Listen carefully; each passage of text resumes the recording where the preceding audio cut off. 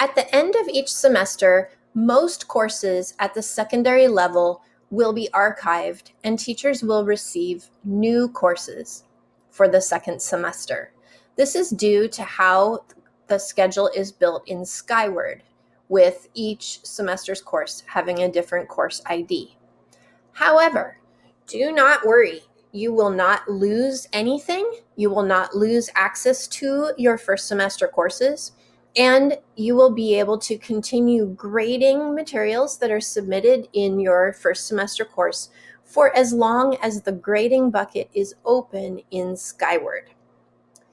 So after the archiving of your courses, which will happen at midnight on the last day of the term, you can still get to your courses and your students can also get to them. In order to do so, you're going to click on Courses, and then you're going to go over here to My Courses in the upper right. When you do so, you will see the list of your current courses, as well as the ability to click over to Archived Courses.